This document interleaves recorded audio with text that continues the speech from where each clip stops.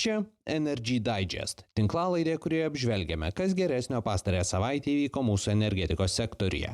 Baigėsi 23-oji 2021 metų savaitė. Iš geresnių savaitės naujienų. Danai Lietuvoje investuoja 1,5 milijardo eurų į žalią energetiką. Pradedamas įgyvendinti Harmony Link projektas, o Vilniaus šilumos tinklai remontuos rekordiškai didelę dalį vamzdyno. Iš tokių vidutinių naujienų Baltarusių branduolinė jėgainė pradėjo komercinę veiklą. Be visų šių dalykų, energetikos ministerija tobulina elektros rinkos liberalizavimo procedūrą, Ignitis grupė pristatė investicijų planus ir remontui užsidarė Fortum atliekų deginimo jėgainė. Štai papunkčiui. Niekas negalės virkti mūsų politinės valios. Jungtis su europiniais elektros tinklais. Turėti kiek įmanoma žemesnę kainą. Их энергетическое кольцо. Это создает для нас проблемы.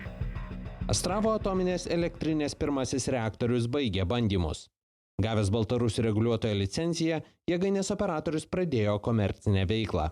Lietuvos branduolinės saugos reguliuotojas pažymėjo, kad toks susitelkimas ne į branduolinę saugą, o į projekto grafiką yra netoleruotinas.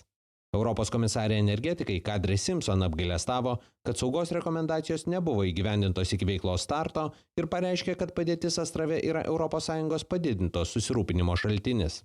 Tuo tarpu energetikos ministerija pranešė, kad Lietuva pradeda teisinį procesą siekiant perimti jungčių su Baltarusija kontrolę.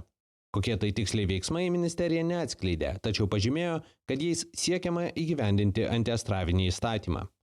Lietuva lapkritį, kai Astrave buvo pagaminta pirmoji elektra, įgyvendindama minėtą įstatymą uždraudė komercinius elektros srautus iš Baltarusijos. Baltarusija anot energetikos ministro šiuo metu suvartoja visą šalyje pagaminamą elektrą. Astravo jėgainė veikia 450 MW galia iš 1200. Jos labui yra mažinama gamyba bendros 2,6 GW galios Baltarusių Lukomlio dujinėje elektrinėje. Tai taip pat teoriškai reiškia, kad visi Astravo jėgainės kaštai tenka Baltarusijos gyventojams. Nepaisant to, ministerija toliau ieško būdų, kaip užkirsti kelią Astravo elektros patekimui į Lietuvą. Danų bendrovė European Energy pradėjo 49,5 MW galios vėjo parko Anykščiuose statybas. Jame bus montuotas 9 naujos General Electric turbinos. Bendrovė planuoja vien per šiuos metus prie tinklo prijungti 700 MW galios jėgainių, didelė dalis jų Lietuvoje. Dar 2 projektus bendrovė pradeda vystyti Jonavoje, tai bus 20 ir 50 MW galios vėjo parkai. Planuojama 3 vėjo parkų veiklos pradžia 2022. Juose nuo 2023 pagaminta elektra 10 metų pirks Estijos Este Energija. Energijos įsigymo sutartį PPA bendrovės pasirašė balandį. Iki 2024 Danų įmonė ketina Lietuvoje investuoti apie 1,5 milijardo eurų ir pastatyti vėjo ir saulės jėgainių, kurių bendra galia sieks daugiau nei 1 gigavatą. Daugiau nei pusę šių projektų įmonė tikisi išvysčiusi parduoti. Tai yra pirmoji bendrovė Lietuvoje vystanti vėjo jėgainės ne tik be valstybės paramos, bet ir be institucinių investuotojų indėlio. Bendrovė pasirašusi PPA su būsimais elektros pirkėjais, projektus vysto savomis ir iš komercinių bankų skolintomis lėšomis, vėliau dalį jų parduoda. Tai leidžia manyti, kad vėjo jėgainėms sausumoje valstybės subsidijų nebereikia, o aukcionus paramai matysime tik jūrinio vėjo projektams. Lenkų tinklų valdytojos Polskie Sieci Elektroenergetyczne (PSE) akcininkai, tai yra Lenkijos vyriausybė, priėmė galutinį investavimo sprendimą, vadinamai FID, dėl tarpvalstybinės jūrinės jungties Harmony Link statybos. Lietuva tokį sprendimą yra priėmusi jau anksčiau. Tai reiškia, kad PSE ir Litgrid pereina į projekto įgyvendinimo etapą. Harmony Link yra didžiausias iki pat 2025 truksiantis sinchronizacijos projektas. Jam numatytos investicijos siekia apie 680 milijonų eurų, iš kurių beveik 500 milijonų eurų bus ES lėšų. Pagal pernai gegužę pasirašytą Litgrid ir PSE bendradarbiavimo susitarimą, Litgrid bus atsakinga už jūrinio HVDC kabelio statybas. Lenkijos operatorius bus atsakingas už keitiklių stočių Lietuvoje ir Lenkijoje įrengimą. Šalys apmokės visas jos teritorijoje esančios infrastruktūros įrengimo ir pusės jūrinio kabelio tiesimo išlaidas. Projektą pabaigus apmokėtos infrastruktūros dalys liks atitinkamų operatorių žinioje. Didžiausia Lietuvoje šilumos bendrovė Vilniaus šilumos tinklai imasi anot jos pačios didžiausio šilumos magistralių atnaujinimo bendrovės istorijoje.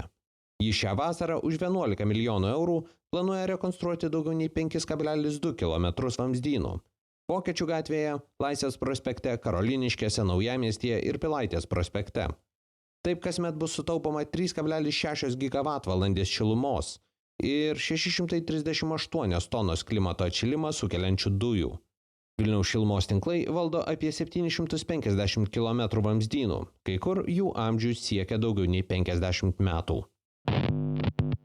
Energetikos ministerija siūlo buitinių elektros vartotojų duomenis tiekėjams atverti ne atskirais etapais, o vienu metu.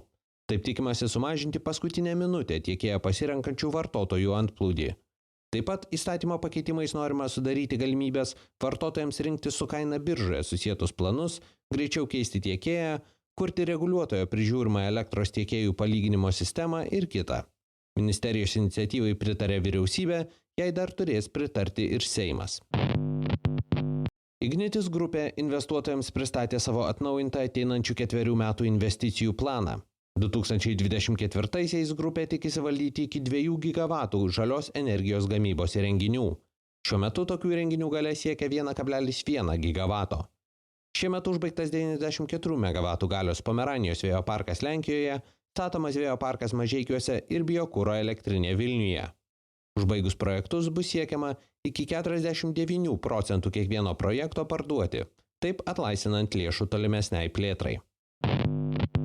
Ir galiausiai, Suomių Fortum valdoma šilumą ir elektrą gaminanti atliekų deginimo jėgainė Klaipėdoje nuo sekmadienio sustabdyta planiniam remontui. Numatoma, kad darbai vyks 3 savaitės, birželio 6-28 dienomis.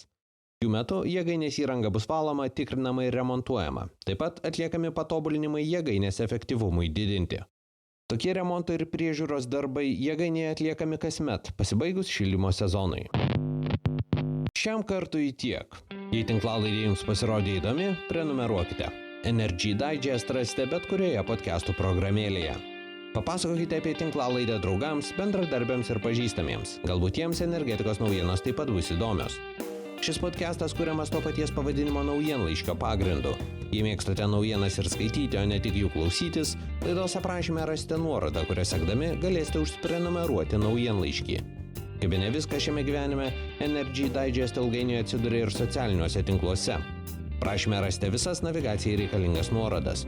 Taip pat ir į Patreon platformą, kurioje galite tapti tinklalaidės rėmėjais. Ačiū, kad klausėtės. Su jumis buvau aš, Naglis Navakas. Iki kitų kartų.